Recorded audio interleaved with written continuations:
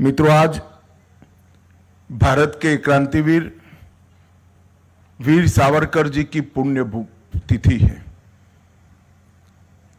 वीर सावरकर जी न केवल आजादी के संग्राम के अप्रतिम योद्धा थे, एक निडर देशभक्त जिनकी कलम में भी बहुत बड़ी ताकत थी। गद्य और पद्य दोनों प्रकार के साहित्यों से जिन्होंने पूरे देश में देशभक्ति का ज्वार जगाया और मूल तत्वों को विचार करने वाले वो नेता थे। हम सब लोग, देश के सभी लोग, सावरकर जी के पहले 1857 में जो सशस्त्र क्रांति हुई थी उसको 1857 के विप्लव के नाम से जानते थे। वीर सावरकर ने ही दृष्टिकोण बदला और उसको देखने का नजरिया बदल गया कि 1857 में विप्लव नहीं हुआ था हमारे देश के लिए, तो वो स्वातंत्र संग्राम था। ये दृष्टिकोण से ही पूरे देश का गुलामी को तोड़कर फेंक देने का जज्बा उभर कर आया था। उनकी आजादी की इच्छा इतनी तीव्र थी, देशभक्ति इतनी सर्वोच्च सीमाओं पर थी कि दरिया के अंदर भी छलांग लगाकर देश को आजाद करने का उन्होंने प्रयास किया। अस्पृश्यता हो, भाषाओं की शुद्धि हो या परिशुद्ध राष्ट्रवाद की कल्पना हो, इस सभी के लिए वीर सावरकर जी ने मृत्यु पर्यंत बहुत प्रयास किए और निरंतर करते रहे। आज मैं मनपूर्वक पूरे देश की ओर से हमारे महान स्वतंत्रता सेनानी वीर सावरकर जी को हाथ जोड़कर श्रद्धांजलि देना चाहता हूं। मित्रों, आज यहां पर लगभग 175 करोड़ की लागत से एसएसबी से जुड़ी कई परियोजनाओं का लोकार्पण और भूमि पूजन हुआ है।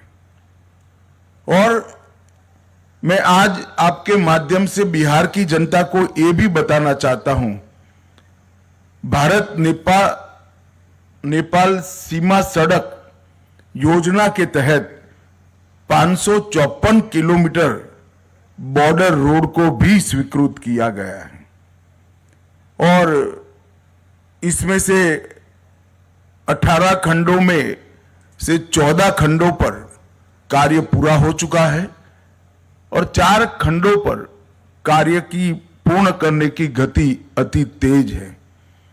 इसके लिए आवंटित 2496 करोड़ में से 2336 करोड़ रुपए का खर्च पूरा हो चुका है। मुझे भरोसा है कि ये रोड बन जाने के बाद निगरानी की आपकी क्षमता अनेक गुना बढ़ जाएगी, नागरिकों की सुविधाएं भी बढ़ेगी और जन सामान्य के कल्याण के लिए ढेर सारे विकास के काम सीमा के अंत तक पहुंचाने में बड़ी सरलता होगी। आज मैं एसएसबी के कार्यक्रम में आया हूं, तब एसएसबी एक जमाने में विशेष सेवा ब्यूरो के नाम से जाना जाता था और हमारे सीमांत गांवों के सांस्कृतिक पहचान, इतिहास, उनकी संस्कृति का संरक्षण और संवर्धन, उनकी पहचान का संरक्षण और संवर्धन, ये जिम्मेदारी एसएसबी के जिम्मे थी। बाद में समय के साथ साथ 65 से लेकर आज तक काम बदलता गया, परंतु अटल जी की सरकार के वक्त एक निर्णय हुआ कि भारत और एक देश की सीमा पर एक ही सशस्त्र बल सुरक्षा करेगा और तब से लगभग एसएसबी के जिम्मे नेपाल भूटान की सीमाओं की सुरक्षा का काम आया। 2001 में 1751 किलोमीटर लंबी भारत नेपाल की बाढ़ बगैर की सीमा की सुरक्षा आपके जिम्मे आई और 2004 से 699 किलोमीटर लंबी भूटान की लंबी सीमाओं को आपको सौंपा गया और आपने हर जगह पे कठिन से कठिन परिस्थिति में सीमाओं की रखवाली और गांव के जो भारत के रहने वाले नागरिक हैं उनकी कुशलता की हमेशा चिंता की है। मित्रों, जब आप बॉर्डर बगैर की सीमा की सुरक्षा का जिम्मेदारी उठा रहे हो तब एक बात पर मैं निश्चित ध्यान दिलाना चाहता हूं कि सही है कि बॉर्डर इसलिए नहीं कि हम मित्र देश की सीमा की सुरक्षा करें, उस देश इस सीमा की सुरक्षा करें जो भारत के साथ मैत्रीपूर्ण रिश्ते हैं, परंतु ये जरूरी नहीं कि हमारे देश के दुश्मन और देश को नुकसान करने की मंशा रखने वाले तत्व वो देश के रास्ते का उपयोग कर भारत में प्रवेश न करें।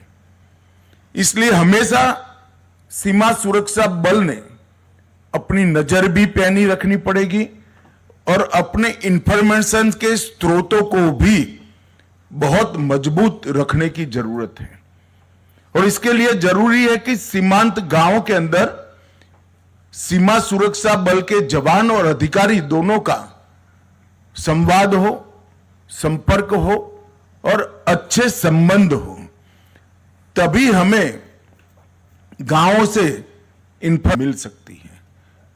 उसी तरह से सीमा के उस पार जो सशस्त्र बल है उसको भी हमने हमारे रिश्तों के माध्यम से हमारे काम में उपयोग भी करना चाहिए और उनका भी सहयोग करना चाहिए। सीमा की सुरक्षा के साथ साथ अवैध स्मगलिंग, नारकोटिक्स और कई प्रकार की ऐसी गतिविधियां हैं जिस पर हमें पैनी नजर रखनी है। मैं तो चाहूंगा कि एसएसबी के सभी अधिकारी बैठकर इसके लिए एक एसओपी का निर्माण करें जिसको जवान तक नीचे तक ट्रेनिंग के समय से ही सिखाया जाए। मैं निश्चित रूप से मानता हूं जहां बाढ़ लगी है, फेंसिंग है, वो सीमा की सुरक्षा करना सरल है। उस और मैत्रीपूर्ण व्यवहार रखने वाला देश न होने के बावजूद भी सरल है क्योंकि बीच में बाढ़ है। मगर जब खुली सीमा की सुरक्षा करनी होती है तो अनेक प्रकार के सीमा सुरक्षा के नए आयामों को हमने एड्रेस करना पड़ता है, पहचानना पड़ता है और उसका समाधान भी ढूंढना पड़ता है।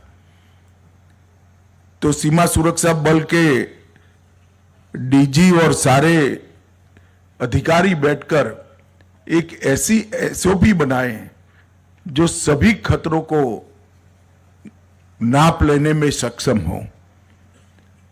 अभी कुछ दिन पहले मैंने वाइब्रेंट विलेज कार्यक्रम 2 का आसाम में लोकार्पण किया था और वाइब्रेंट विलेज 2 और वाइब्रेंट विलेज 1 मिलकर बहुत महत्वपूर्ण सुधार गांवों की स्थिति में करने का लक्ष्य हमारे प्रधानमंत्री जी ने रखा है। मुझे पूरा भरोसा है कि इस लक्ष्य को हम सिद्ध कर पाएंगे। नरेंद्र मोदी सरकार का बहुत प्राथमिकता वाला एजेंडा हमारे जवान और उनके परिवारजनों की सभी प्रकार की सुविधाएं बढ़े और कष्ट कम हो, ये है। इसलिए हमने आयुष्मान सीएपीएफ, आवास योजना, आवास वेब पोर्टल, प्रधानमंत्री छात्रवृत्ति योजना, बहनों को भर्ती करते हैं उनके अच्छे रहने की व्यवस्था, विकलांग अनुग्रह राशि को भी संरेखित करना, कई प्रकार के सुधार जवानों के कल्याण के लिए किए हैं। मैं आज बिहार के सीमांचल के क्षेत्र में आया हूं, तब मैं बिहार की जनता को भी कहना चाहता हूं कि हमने चुनाव में बिहार की जनता को वादा किया था कि हम बिहार को घुसपैठियों से मुक्त करेंगे।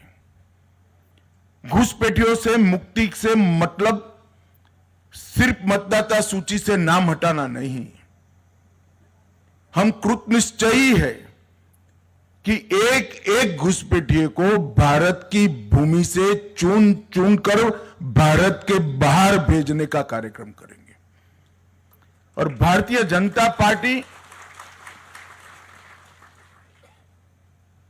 स्पष्ट कर देना चाहती है, मेरी सरकार भी स्पष्ट करना चाहती है कि वादा चुनावी वादा नहीं है। नरेंद्र मोदी सरकार का यह दृढ़ संकल्प है कि पूरे देश को हम घुसपैठियों से मुक्त करेंगे। और पूरे सीमांचल क्षेत्र में ये शुरुआत कुछ ही समय में होने जा रही है। मैं खुद चुनाव के वक्त 4 दिन सीमांचल में रहा था, हर जिले में गया हूं और ये वादा किया है जनता को कि हम पूरे सीमांचल को घुसपैठियों से मुक्त करेंगे। आमतौर पर नेताओं के वादे जनता को याद कराना पड़ता है, मगर आज मैं सीमांचल की जनता को मेरा वादा याद कराने आया हूं, क्योंकि मुझे सीमांचल की जनता का सहयोग चाहिए। घुसपैठिए सीट हमारे चुनाव को प्रभावित नहीं करते हैं। गरीबों के राशन में भी वो हिस्सा ले जाते हैं। हमारी रोजगारी में भी हमारे युवाओं की सारी संभावनाओं को क्षीण करते हैं। और इसके साथ साथ राष्ट्र की सुरक्षा के लिए भी एक घुसपैठिए बहुत बड़ा चैलेंज है। और अब समय आ गया है कि समूचे देश ने हर स्तर पर काम कर घुसपैठियों से देश को मुक्त कराने का एक अभियान हाथ में लेना पड़ेगा। यह 3 दिन में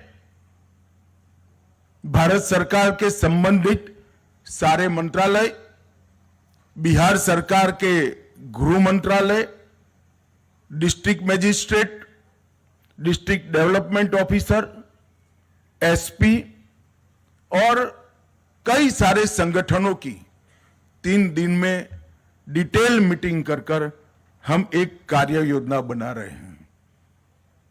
और सीमा से 10 किलोमीटर के अंदर जितने भी अवैध अतिक्रमण हैं, वो सारे के सारे अतिक्रमण सबसे पहले ये अभियान के अंदर दूर कर दिए जाएंगे। और घुसपैठिए को चिन्हित कर भारत के बाहर भेजने का कार्यक्रम भी हम यहां से शुरू करेंगे। जनसांख्यिकी का बदलाव किसी भी देश के लिए स्वस्थ समाज का निर्माण नहीं करता है। जनसांख्यिकी की स्वाभाविक वृद्धि इसका स्वागत है, मगर अतिक्रमण से, घुसपैठ से जनसांख्यिकी का बदलाव किसी भी देश की संस्कृति, इतिहास और भूगोल तीनों के लिए बहुत खतरनाक होता है। और हम इसको जानते हैं, इसीलिए सरकार ने निर्णय किया है कि उच्च स्तर पर जनसांख्यिकी परिवर्तन की उच्च स्तरीय समिति का घोषणा किया जाएगा। और वो समिति न केवल सीमांत क्षेत्र, पूरे देश के जनसांख्यिकी के परिवर्तनों को बहुत डिटेल बारीकी से अभ्यास करेगी और भारत सरकार को इस जनसांख्यिकी परिवर्तन को कुदरती बनाने के उपाय सुझाएगी। और सबसे ज्यादा प्रभावित जो क्षेत्र है जनसांख्यिकी परिवर्तन से, बंगाल, बिहार और झारखंड का क्षेत्र है। बंगाल में भी चुनाव है। मुझे पूरा भरोसा है कि इस बार भारतीय जनता पार्टी की सरकार बनने वाली है। भारतीय जनता पार्टी की सरकार का पहला एजेंडा रहने वाला है कि सीमा पर बाढ़ का काम समाप्त करना और एक एक घुसपैठिए को चुन चुन कर देश के बाहर भेजना। और इसकी शुरुआत, चूंकि यहां पर सरकार बन चुकी है, जनादेश भी इस एजेंडा को प्राप्त हो चुका है। हम तो इसी मुद्दे पर चुनाव लड़े थे। हमारी विपक्ष की पार्टियों ने ये मुद्दे का विरोध किया था, मगर मैं तो आभारी हूं बिहार की जनता का कि अभूतपूर्व जन समर्थन हमें मिला है। बिहार के कल्याण के एजेंडा के साथ साथ वो मैंडेट में घुसपैठियों को निकालना भी शामिल है। और मैं आज इस मंच से बिहार की जनता को और देश भर की जनता को ये भरोसा देकर जाता हूं कि हम दूसरी बार जनादेश के लिए आएंगे, उसके पहले एक एक घुसपैठियों को भारत के बाहर निकालने का काम समाप्त कर कर आएंगे। और इसमें एसएसबी का भी बड़ा रोल है और आपकी भूमिका जो है वो भी आपको विगत से बताई जाएगी। मैं फिर से एक बार आज के कार्यक्रम में उपस्थित सभी जवानों को अनंत अनंत शुभकामनाएं देना चाहता हूं, क्योंकि आपकी सुविधाओं में बहुत बड़ी बढ़ोतरी हो रही है और एक बार का काम नहीं है, ये निरंतर चलने वाला काम है। हमारा लक्ष्य है आपका सुविधापूर्ण जीवन। जब आप अपने युवानी के स्वर्णिम वर्ष सीमा पर बिता रहे हैं तो आपका और आपके परिवार का पूरा अधिकार है कि सभी सुविधाओं पर से युक्त आपका और आपके परिवार का जीवन हो। हम इसके लिए पूरा प्रयास करेंगे। फिर से एक बार मेरी अनंत अनंत शुभकामनाएं आपके साथ है। वंदे मातरम। भारत माता की जय।